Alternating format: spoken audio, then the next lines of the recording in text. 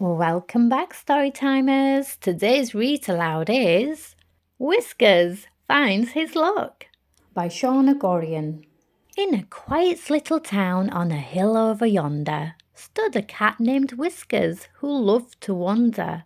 He wandered with interest, he wandered with glee, for spring had arrived, so happy was he. He skipped over rocks and fields of clover till a strange sight appeared, and he stopped to look it over. There it was, a house so small, just a mouse could fit inside. So he found a spot from which to watch, a spot in which to hide. But he waited, and not one mouse appeared.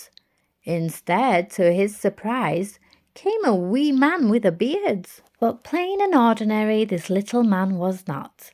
With boots and belt and tall-top hat, he was unusual, Whiskers thought. The man looked weary and said aloud, "At last, a place to rest.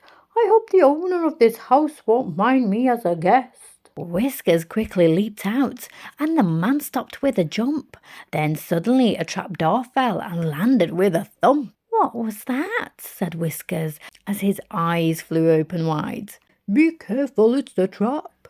With great surprise the wee man cried. "Who are you?" said Whiskers to the man dressed all in green. "I'm a leprechaun," said he. "But do you know what you've just seen?" Whiskers shook his head confused.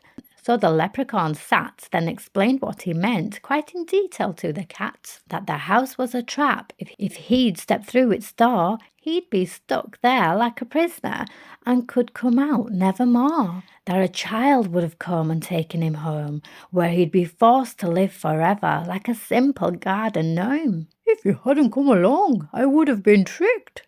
You're a good luck charm, dear cat, I predict. You can help me, brave cat," said the man with delight. But how? Whiskers asked. How could he be right? "We must scour these hills with your luck at our side, for there's treasure to be found. We'll search far and wide." So Whiskers stepped in beside the strange little man, over fields and hills of green. But what was his plan? Many hours passed by as they searched high and low, under rocks, inside logs, along the creek bed below, when suddenly a blaze of colour shot across the sky, a rainbow shining brightly. Whiskers gazed up with a sigh. He'd never seen such beauty, nor had ventured such a quest. What a lucky day indeed it was. He brimmed with happiness. "We've found it," said the leprechaun. "A proper pot of gold. Good luck indeed you are to me, brave cat, so dear, so bold." It was so much loot. Rich they would be. Whiskers' eyes flew wide. Very rich he could see. But Whiskers had no need for gold. "You keep it all, dear sir, for I am rich with luck instead." Then he began to purr. "Do you mean it?" said the leprechaun. "For it is yours as much as mine."